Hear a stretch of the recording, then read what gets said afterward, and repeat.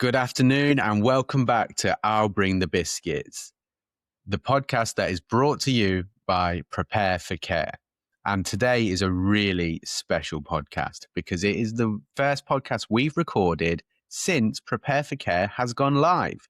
That's right. You can now go to prepareforcare.co.uk and you can take our care readiness assessment. Pick the package that is most appropriate for you and we will help you with your journey into care. It's super exciting. And I'm also joined by reoccurring guest, Nick Ash. Nick, how are you? I'm good, thank you. Good to be back. We're going to do something a little bit different today. I have sourced some questions from Facebook. Now, Facebook is usually full of misinformation, particularly around care. But I'm going to set you a challenge. I'm going to ask you the questions and you're going to answer them, not like a law professional, but like a man sat next to me in the park or in the pub. Do you take the challenge? Sounds like a good game. Let's go for it. So, number one, my mum, who has dementia and variable capacity, is the executor of an investment ISA. Her husband died in 2013. I have power of attorney and I am looking at selling it and using the money towards my mum's care. She was living with me, but has gone into care as I am unable to care for her now. She is self-funded. I am inquiring about a grant of representation as per the company's instruction. Does anyone know? How do I do that, please? Is it only for the ISA and not for the estate? Well, unfortunately, you can't get a grant of representation, also known as grant of probate, on just one asset. So if somebody asks you for a grant of representation for one asset, I'm afraid you have to get it for the whole estate. So the lady in this instance, I'm assuming it's lady, the lady in this instance will have to get a grant of probate for her late father's estate. Now, the good news is she is in a position to do that, assuming she is a daughter of the deceased person, and it doesn't actually matter how long ago he died. As soon as the grant of representation comes through, she'll then be able to go through the process of encashing that ISA and transferring the assets into mum's name, but only if that's what the will said. If the will doesn't leave the ISA to mum, well, unfortunately, mum doesn't directly inherit it. And if he died without a will, then only the first £322,000 worth of assets would go directly to mum. Anything over and above that would be split half for mum and half to any of his children. So the first 322,000 absolutely to mum, half of any amount over that, plus the other half going to the kids. So it's not a straightforward yes or no answer, I'm afraid. Never is. But she's going to have to get a grant of representation. The easiest way to do that is contact somebody like us. We'll guide her through it here at W&P Legal, and we'll be able to help her every step along the way. And so just to remember, just going back to your answer, grant of representation, grant of probate, same thing? Essentially, they're the same thing. A grant of representation is the sort of global term for it. A grant of probate is a specific term, but it's probably the one that most commonly used and most people would understand. You can also get a grant of letters of administration, and that's if somebody dies without a will. So depending on her dad's circumstances, that would dictate exactly the type of grant of representation she has to apply for. Okay. Hey, question one done. That was painless, right? Yeah, it's relatively straightforward. Okay, so question two. I'm trying to pay my mother's overdue HMRC tax demand on her pension. I had to wait until there was enough money in the account from selling her house to be able to afford it. The trouble is, there doesn't seem to be a way of paying it without setting up a government ID for her, which I can't do as she's in a care home without capacity. It also looks like I can't use my own government ID even though I have power of attorney. Last year, I just paid it directly from her bank account. I don't mind not paying if they don't provide me a way to do it, but I don't want them sending threatening letters to the care home. Has anyone else had this problem? It is a bit of a problem now that everything's gone digital. Now, the good news is, as you are a power of attorney, you are able to set up an account online on your mum's behalf. So the best thing you can do if she's already got an email address is use her email address to direct HMRC to her. If not, then you're going to have to set up something like a Gmail address for her. That Gmail address can be used to deal with her affairs through HMRC, as long as you make it clear that, you know, when you are communicating as her attorney under a power of attorney. But it should enable you to make the online returns and make the online payments that are necessary. It's the way of the world, I'm afraid. Everybody's moving into a digital future, and sometimes people are left a little bit behind if they're in care or they have dwindling capacity. Thanks for that, Nick. Question number 3. Are there any downsides to surrendering the house to an equity release company to sell it? It took over a year for me to become a deputy, and I'm still waiting to become a trustee to be able to sell my parents' house. They said, I imagine this person means the equity release company, would take care of everything and give us time to clear it out, etc., etc. It's a difficult one because the equity release company are going to want to get their money back as quickly as possible. So there is always the chance, maybe even the probability, that they will use the quickest form of selling it. So that might mean selling the property to a property investor or selling the property via auction, which may not mean you get the best value. As a deputy, you have got to account to the court for your actions and how they are in the best interests of the person you're deputy for. Now, I know you asked that you're waiting to be made a trustee. That sort of indicates that the property is in trust of some sort. So you and your fellow trustees also have an additional duty of care to all of the beneficiaries of the trust to get the best possible value from the assets. So you've got a number of competing objectives here. The equity release company want their money, they want it quickly, they want the sort of shortest route to selling the property. That won't get you the best value. You, as the deputy, have to account to the court for what you did and how it was in the best interests of the person you're deputy for. And you, as a trustee, when you eventually get made trustee, will have to account to the beneficiaries of the trust, if there are any other beneficiaries of the trust, to show how you did the best for them. So unfortunately, it might be that you have to wait. The equity release company will be keen for you to sort of take the route of least resistance, but it's not always the best route, because you could end up being personally liable to those people who may have been disadvantaged by your actions. Okay, brilliant. An amazing answer. I think it's important for us to point out here that we're certainly not giving financial advice in this podcast, and there are always professional services out there that you can access. So my question is related to that. This is one from me from Facebook, at Tom Ash. So does making the best decision always mean getting the most money for the trust, or from the situation, or can convenience be part of that best decision as well in timescale? It's about striking a balance.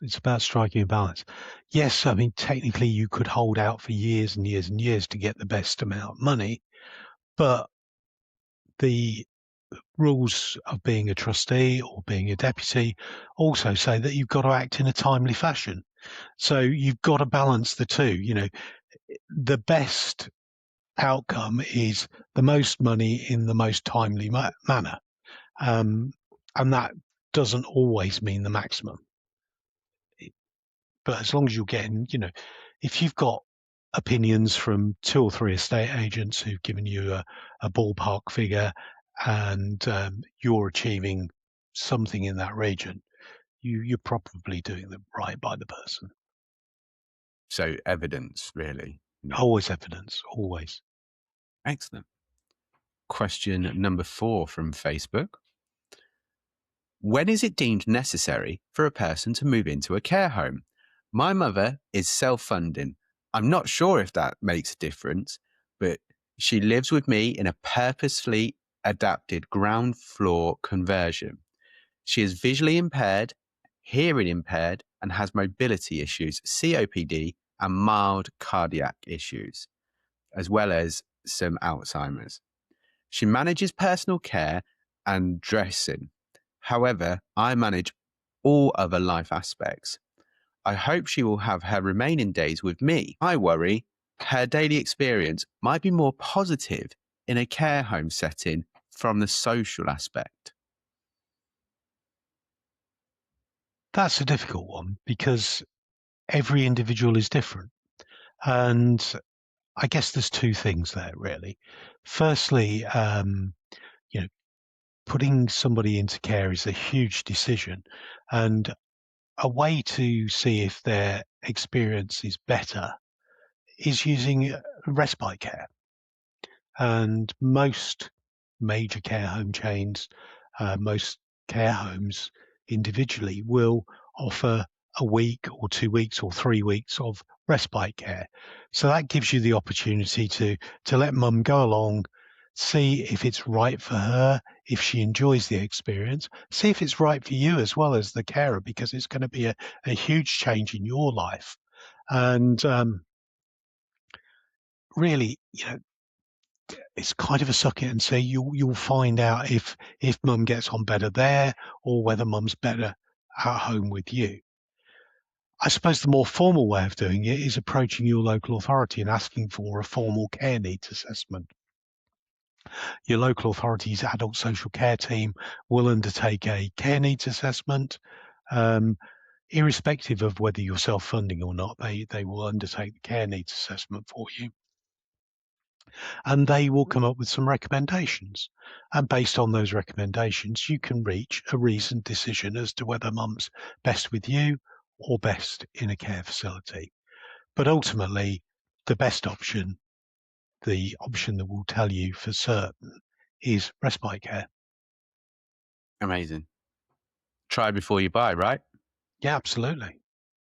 It's really important, I think, as people start their journey into care and they start thinking about what the future's going to look like. Is it with care? Is it without care? Is it care home, domiciliary care? All of these different things.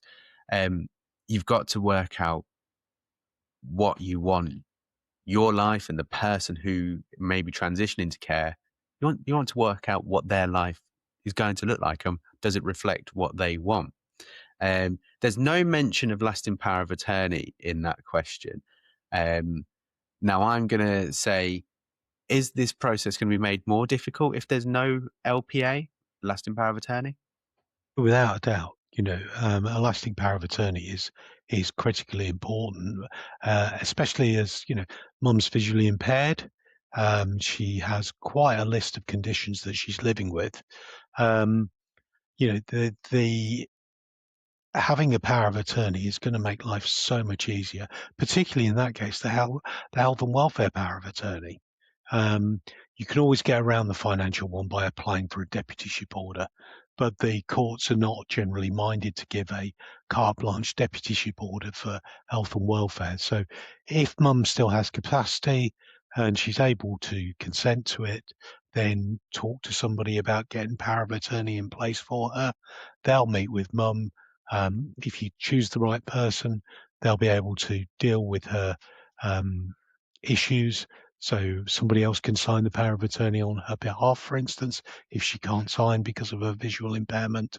It's not a barrier to getting a power of attorney in place. The only barrier to getting the power of attorney in place is if she's already lost capacity. But in this case, it didn't sound like she had. It sounds like she was coping with a lot of day-to-day tasks herself. Excellent. So another question from at Tomash on Facebook. What is capacity and how do I know if someone's got it or not? So capacity is the ability to make a decision for yourself. So what the law says is when faced with the decision, you are able to weigh and retain the information pertinent to making that decision, and based on that information, make a rational decision. Doesn't say you have to make a good decision, doesn't say you have to make a bad decision. It just means that you have to make a decision, having taken into account the relevant factors.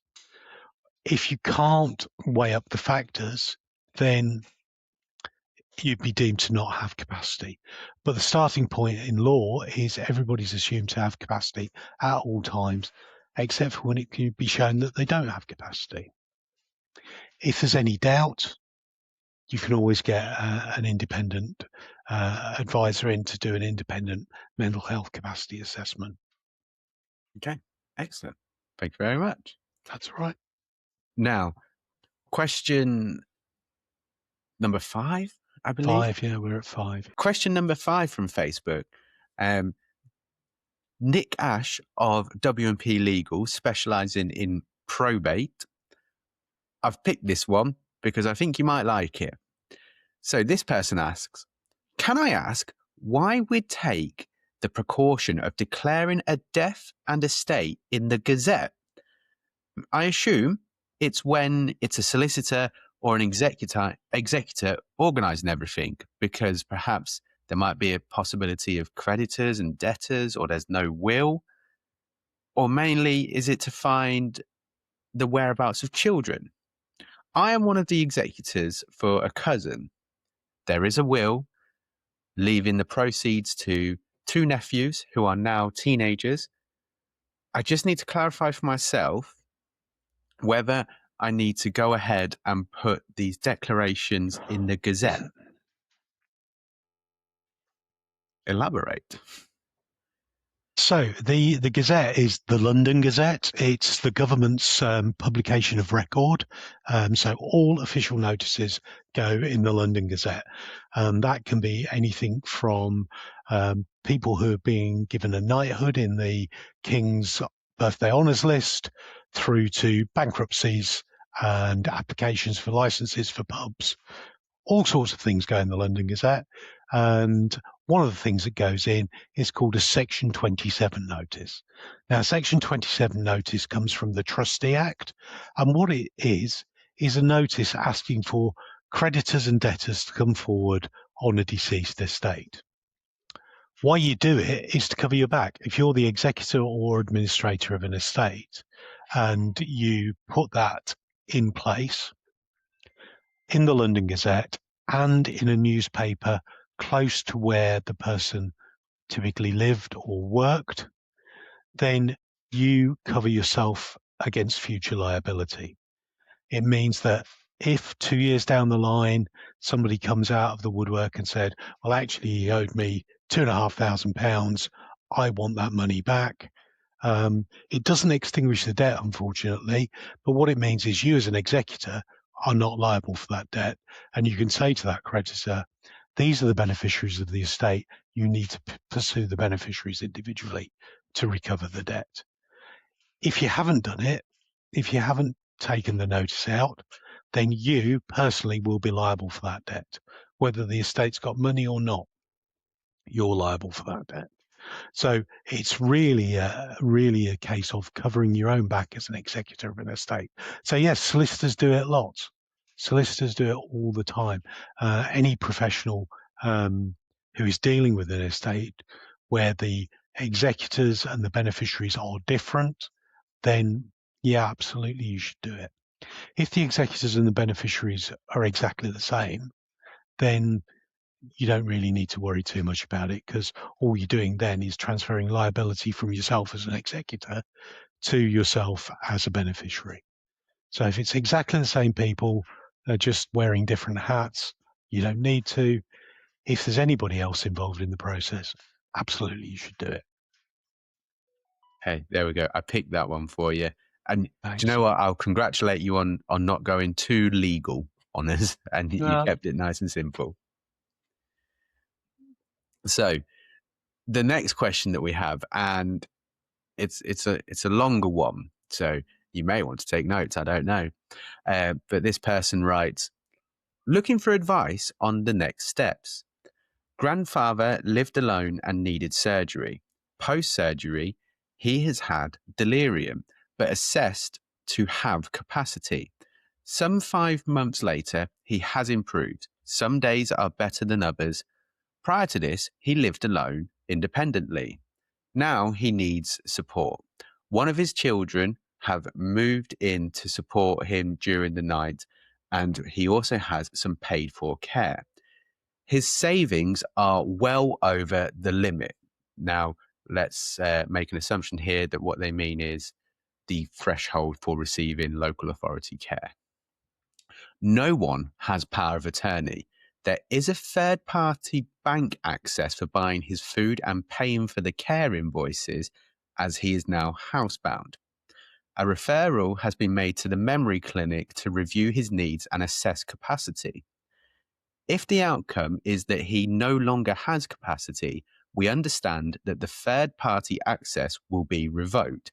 We are unsure if it is too late to process a power of attorney if he is assessed as not having capacity. What happens when things like buying his food or care bills come up in that situation?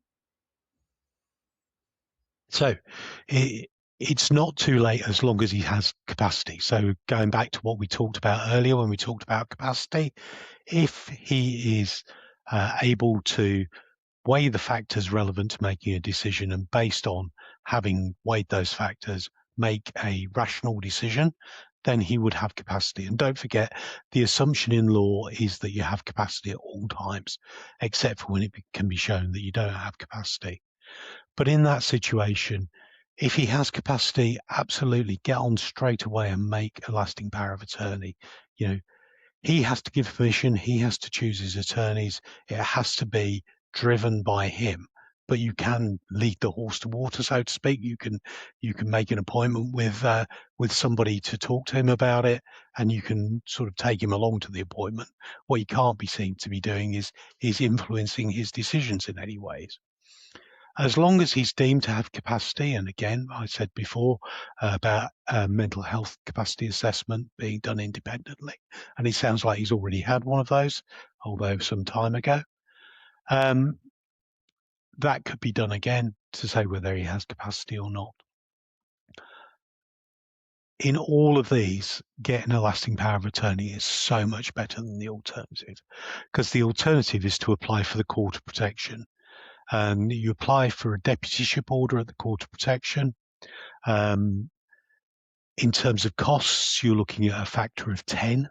So whereas it might cost as little as £92 to get a power of attorney in place, if you're just paying the registration fees, or maybe 300 or 400 if you're using professional to do that for you, you're looking at least £2,500 to £3,000 to get a deputyship order in place.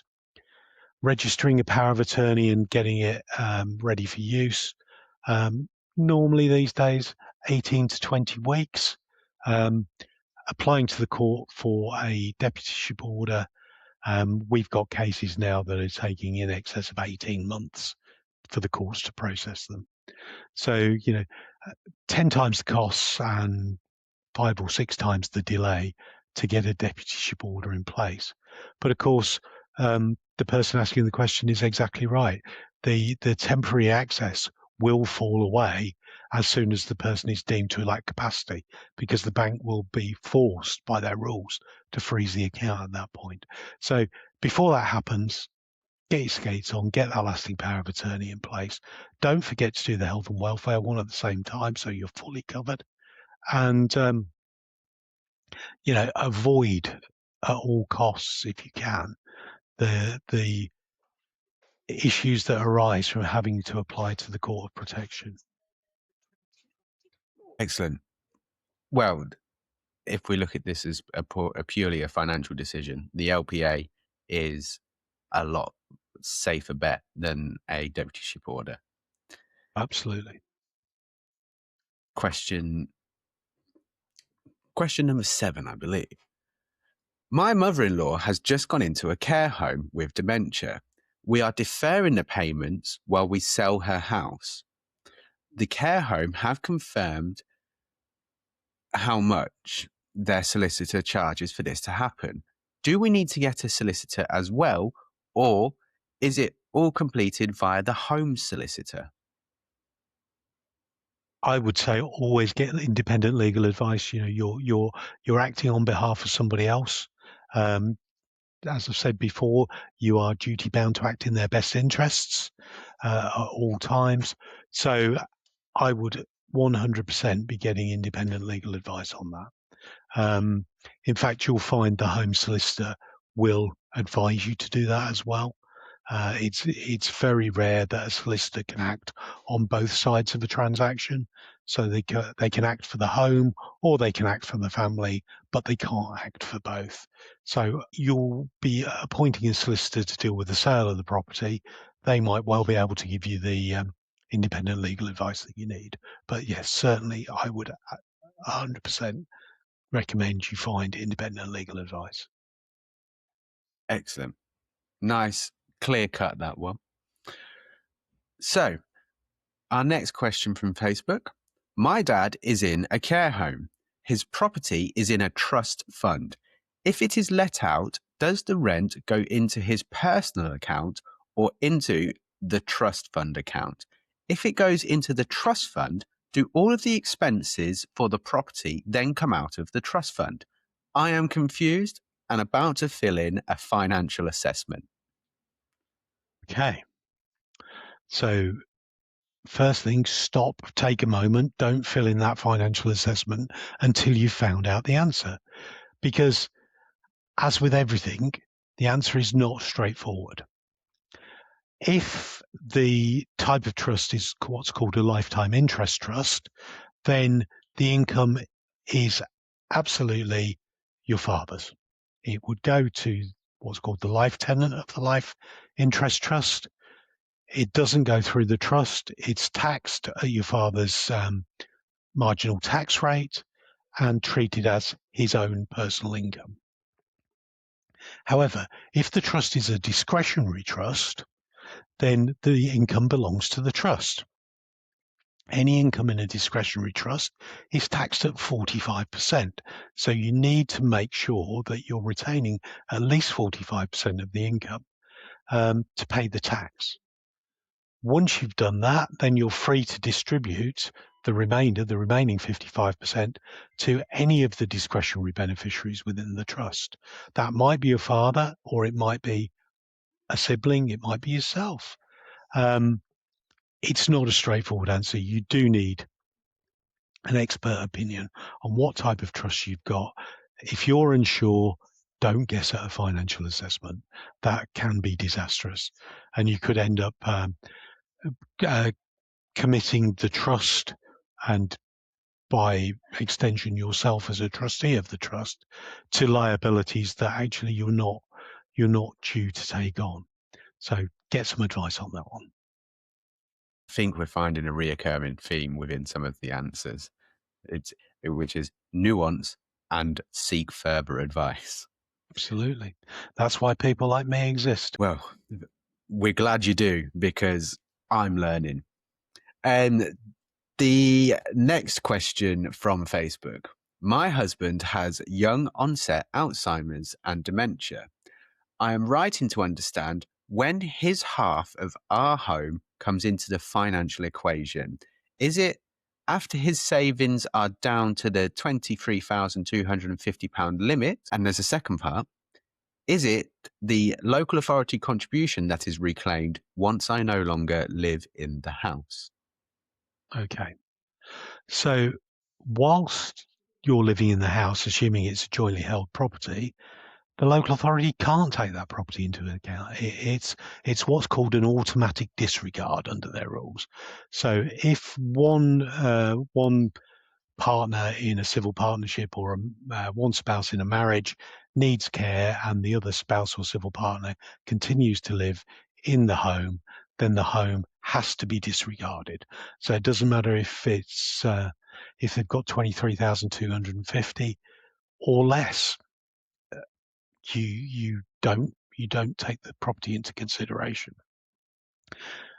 But the person who poses the question is correct. As soon as they move out of the house, as soon as they no longer use it as their primary residence, so if they die or if they themselves move into care, then the asset becomes assessable. Then that notional capital, the person's deemed share of the property, is added to the 23,250 added to their other assets, and that's when they would become a self-funder in that case. Now, again, this is not as clear-cut as it sounds, because the notional share, the share of the property, is not always 50%. It could be as low as 35% for a jointly held property. And again, this is where you need to take some good advice before entering into any sort of financial assessment. So whilst the spouse or partner is alive, can't touch the property. Once the spouse or partner no longer uses the property because they've died or they themselves have gone into care, the assessment is made, but the notional value of the property is not necessarily half the sale value. Reoccurring themes just come up again. Yeah. There's nuance and need for independent advice. Okay, so last couple of questions now. This one is a longer one, and it's also written in Facebook-ish, is what I'm going to say. Okay. So bear with me on this one. What happens if someone has lost capacity with no LPA/deputyship in place? They are currently being applied for, and the care home is saying that the family need to pay towards having an ensuite room in a care home and some cash for the person to cover haircuts and other incidentals. Obviously, we can't access their account as no authority has been given, and there isn't any family willing to pay this. No deferred payment in place for the home either, as this was being withdrawn from the person's account before they lost capacity. The person applying for deputyship also intended to withdraw this from the person's account, which they will get access to once the deputyship is in place. Can social workers apply for an emergency order to access the funds themselves? There's our question. There's a lot there, isn't there? There's a lot there. I mean, the good news is they've got the application for deputyship in.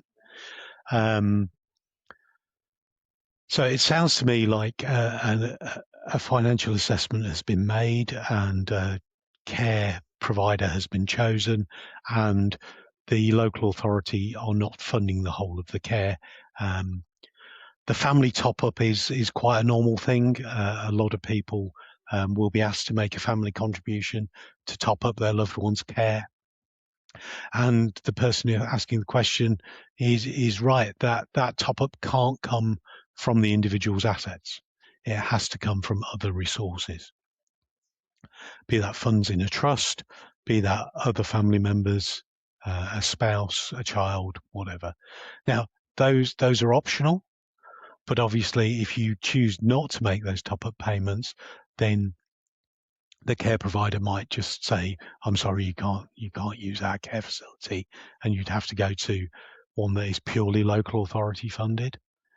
Now, the sort of slightly better news is the deferred payment arrangement.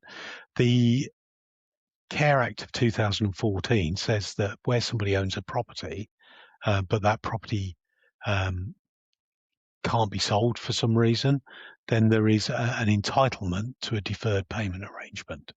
And that deferred payment arrangement is arranged via the local authority. So the local authority should be able to give you the forms allow you to apply on behalf of the person who's lost capacity for a deferred payment arrangement to pay the costs whilst everything's being sorted out. That's not the same as the local authority applying to the court for an emergency order. That's not likely to happen whilst the family are applying for a deputyship. It could happen in some circumstances, but it's unlikely to do so. So you've got the fallback of the deferred payment arrangement. That's something you should be inquiring with your adult social care team about. And you've got the situation where, unfortunately, as I said earlier in the podcast, these things are taking up to 18 months to get resolved at the moment. So you have got quite a long period of time whereby the person won't be being funded properly. Perfect. Well, you unpacked that answer really well there. Thank you. Last question now from Facebook. My relative needs a downstairs bathroom put in as her dementia is sadly progressing. If we, the LPA holders, take out equity release on her house to pay for it, what does that mean when she goes into care with regards to the money from her house? So you go back to the principle that you have to act in the person's best interests. So if it's in their best interest for them to stay in their home and for you to provide them with a downstairs toilet, bathroom, wet room, whatever you need, then if that's in their best interest, that's what you should do. If that involves getting equity release, then yes, enter into negotiations with an equity release provider and use the money from the equity release to make the improvements. Now, in theory, the improvements to the property should increase the value of the property. So it's a little bit swings and roundabouts. But if it doesn't, but you've made the decision in their best interests, and as a result, there are slightly less funds available for the local authority in the long term, you haven't done anything wrong. Because what you've done is you've hopefully delayed the point at which the local authority get involved, and you've acted in the person's best interest. The best interest decision overrides everything else. So, if they've always expressed a wish to stay in their own home and you're facilitating them staying in their home for a bit longer, you're not doing anything wrong. Amazing. And because we're talking about equity release, I just want to add in there, we are not giving any financial advice. There are professional services out there that you can speak to who specialize in equity release. Yeah, and you would need to find a mortgage advisor that has the specific qualification to deal with equity releases, because not all mortgage advisors are created equal. There is a specific qualification they have to have taken to be able to advise on it. Amazing. Well, we have rattled through those. Nick, thank you very much for your time there, your knowledge. I'm sure we can do many of these episodes where we just keep finding the questions, because unfortunately, in the world of care, there's not many places you can go to get all of the answers that you need. But that's Always happy to help if we can. Well, we're glad to have you on board. And the Prepare for Care platform is what we are trying to create, that place where people can come together and get all of the answers they need. And if you've listened to this episode and you've listened to Nick, you'll be very pleased to know that it's fair to say you had quite a substantial hand in helping us develop the Prepare for Care platform, isn't it? I suppose it is fair to say that, yes. There's 20 years of private client law knowledge that Nick has deposited into the Prepare for Care platform for us. So we can give you as much access to him as possible through prepareforcare.co.uk.